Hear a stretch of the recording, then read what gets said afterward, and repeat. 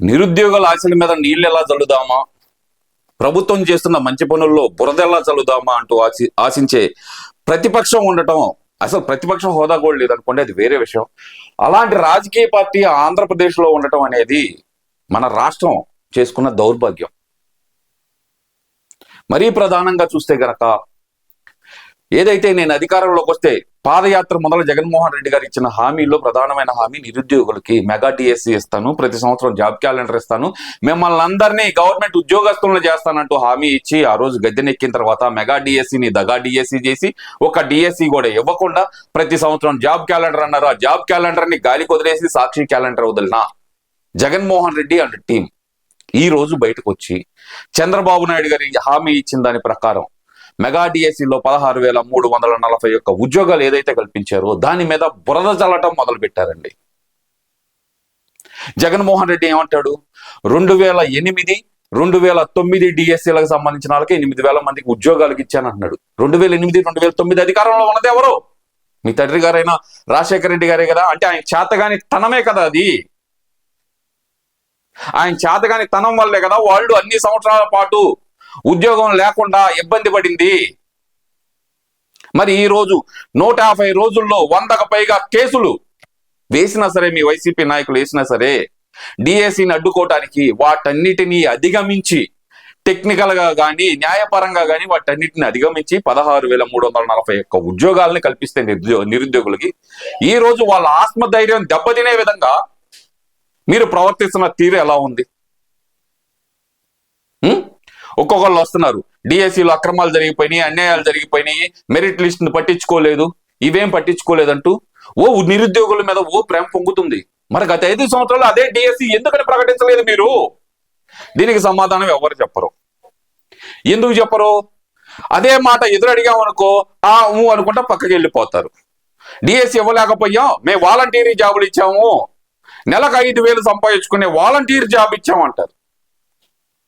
వాళ్ళ చేత సంచులు మోపేయటానికి, అదే వాలంటీర్ల చేత మీకు నచ్చని పార్టీ వాళ్ళని, ఎగస్ పార్టీ వాళ్ళని బూతులు తిట్టించడానికి వాడుకున్నది నిజం కాదా జగన్మోహన్ రెడ్డి గారు? ఈ రోజు ప్రభుత్వం పారదర్శకంగా ఇచ్చిన డిఎస్సి గురించి ఒక అకాడమిక్ ఇయర్ అయిపోయిన తర్వాత మీరేం చేస్తున్నారు? దాని మీద బురద జల్లి పని చేస్తున్నారా? ఒక వ్యక్తి అతను చేసిన తప్పుకి కోర్టుల చుట్టూతో తిరుగుతుంటే అతను అడ్డం పెట్టుకొని టోటల్ డిఎస్సి మీద మాత్రమే చేస్తున్నారా? అసలు బుర్రా బుద్ధి ఉందా? పేపర్ బేస్డ్ పరీక్షకి, కంప్యూటర్ బేస్డ్ పరీక్షకి, పీబీటీకి, సిబిటికి మీకు అసలు తేడా తెలుసా? చెప్పండి. ఎవరైనా సరే దీనికి సమాధానం చెప్పండి. ఎవ్వరు సమాధానం చెప్పలేరు. నాకు తెలిసిన వ్యక్తి, అంటే నాకు తెలిసిన వ్యక్తి కాదు, ఫోన్ ఇన్ పరిచయం, ఇవన్నీ చూసి పాపం ఆ వ్యక్తి ఫోన్ చేశారండి నాకు.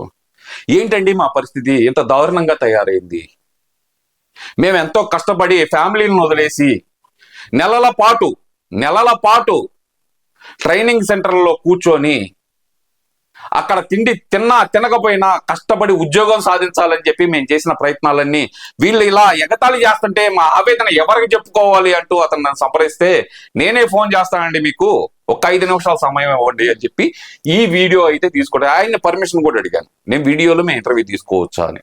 ఇప్పుడు ఆ వ్యక్తితోటి మనం మాట్లాడతాం. అతను మరెవరో కాదు, నరేంద్ర. ఒకసారి ఆయన కాల్ చేస్తాను, మీ ముందలే మాట్లాడదాం. వైసీపీ నాయకులారా చూడండి, ఇది మీకోసమే. హలో నరేంద్ర గారు, నమస్తే అండి. నమస్తే సార్. సార్, మీరు స్కూల్ అసిస్టెంట్ గా జాబ్ పొందారని చెప్పి తెలిసింది, ఇందాక మన మాటల మధ్యలో కూడా తెలిసింది అది. ఇప్పుడు వస్తుంది ఏంటంటే కనుక డిఎస్సిలో అక్రమాలు అంటూ వైసీపీ నాయకులు చేస్తున్న ఆరోపణలు, ఇందులో వాస్తవాలు ఎన్ని ఉన్నాయనుకోవచ్చు అంటారు, మీరు దాంతో ఏకీభవిస్తారా?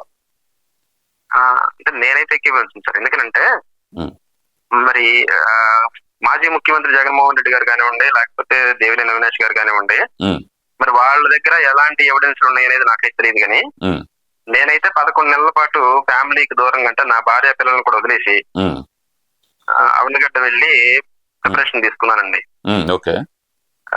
ఈ ప్రిపరేషన్ తీసుకునే క్రమంలో నాకు 2 లక్షల రూపాయలు అప్పు కూడా అయిందండి. నేను దిగువ మధ్యతరగతి కుటుంబం అనుకునే దానికంటే కూడా పేద కుటుంబం నుంచి వచ్చానండి.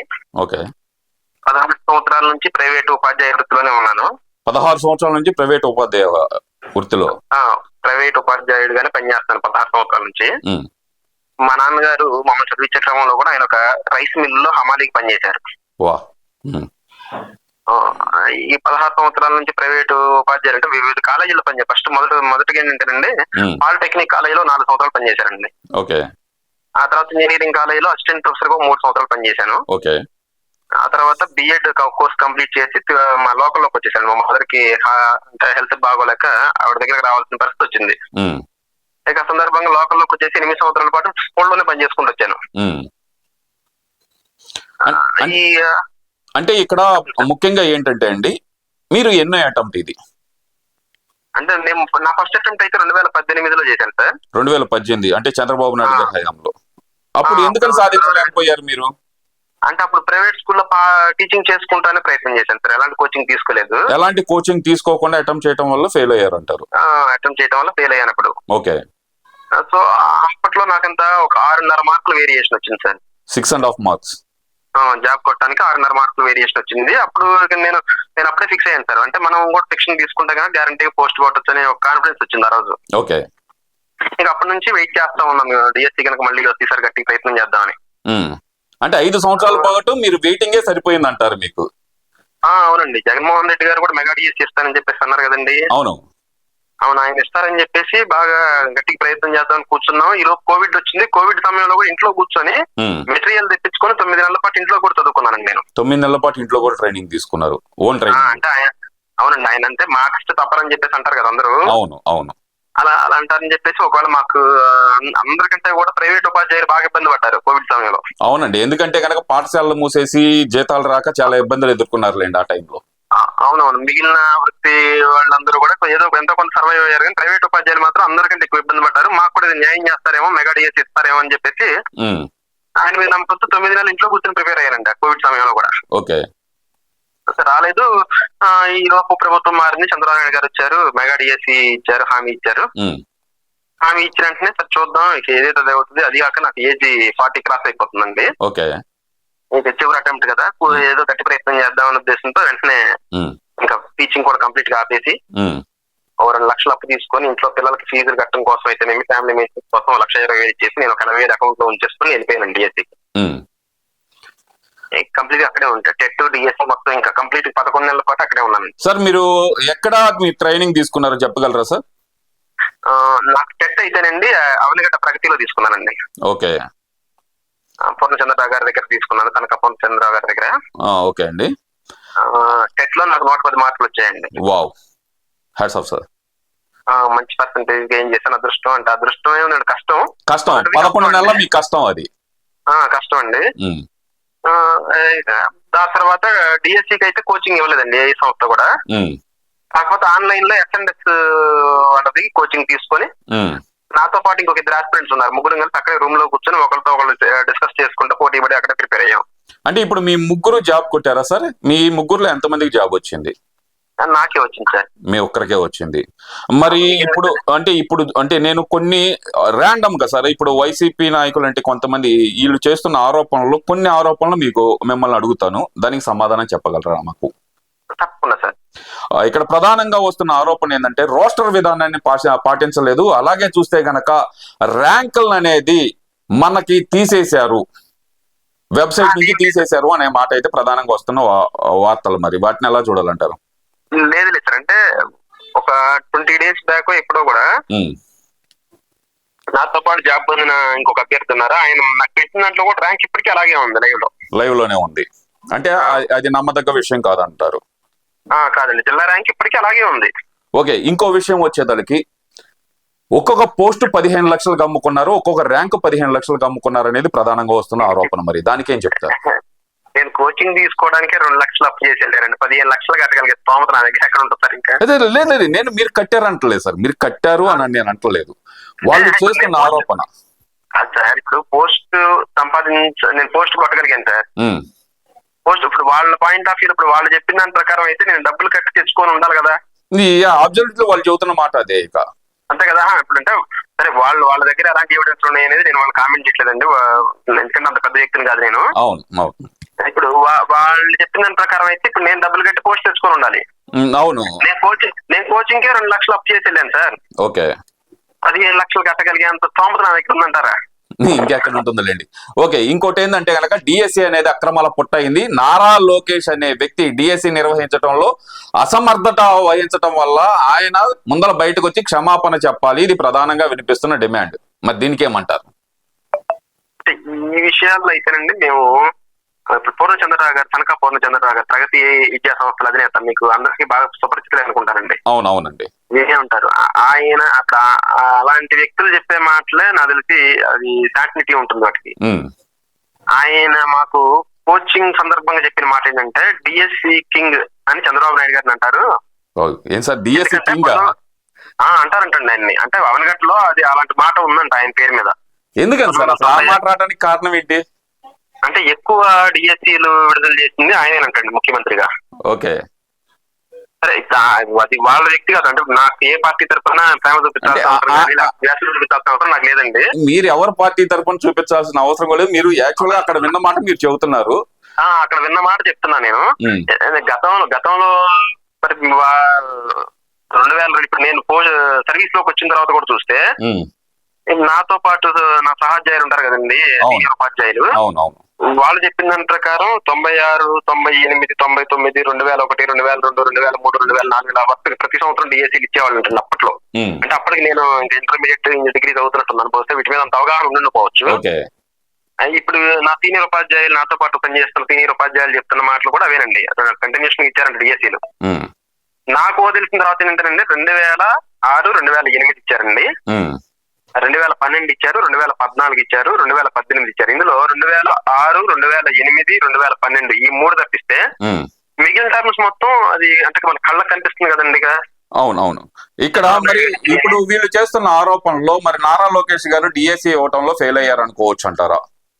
అంటే మరి ఇందులో ఇంకొక మాట చెప్పొచ్చు చెప్పకూడదు నాకు తెలియదు సార్. ఒకవేళ కనుక వీళ్ళు చేసిన ఈ ఆరోపణ నిజం అయితే ఆ 96 నుంచి ఇచ్చిన డిఎస్సి అన్ని కూడా ఎలాంటి డిఎస్సీలు అయి ఉండాలి కదా, వాళ్ళు చెప్పిన డిఎస్సీ లాంటివి అయ్యి ఉండాలి కదా అంటున్నాను. అబ్సల్యూట్లీ. అంటే ఎక్కడ మిస్టేక్ లేకుండా చేసుకుంటూ వచ్చారనేది మీ భావం అన్నమాట. అయితే నేనే ఉదాహరణ, ఎందుకంటే నాకు తెలుసు కదా నేను ఎంత కష్టపడ్డాను, నేను ఎంత మెరిటోరియస్ గా అందులో పెర్ఫార్మ్ చేశాను, నాకు ఉద్యోగం వచ్చింది అనేది నాకు తెలుసు కదా. నాకు తెలుసు, నా చుట్టుపక్కల ఉన్న మా బంధువులందరికీ, మా స్నేహితులందరికీ అందరికీ తెలుసు. Okay sir. నరేంద్ర గారు, ఇప్పుడు ప్రస్తుతం మీరు ఏ జిల్లా పరిధిలో పనిచేస్తున్నారండి? నేను ఏలూరు జిల్లాలో చేస్తాను సార్. ఏలూరు జిల్లాలో చేస్తున్నారు. Okay sir, thank you for మా ఫోన్ లైన్ లోకి వచ్చేందుకు. Thank you sir. ధన్యవాదాలు సార్. Thank you. మంచి ఇన్ఫర్మేషన్ ఇచ్చేందుకు thank you sir. Okay fine sir. Thank you.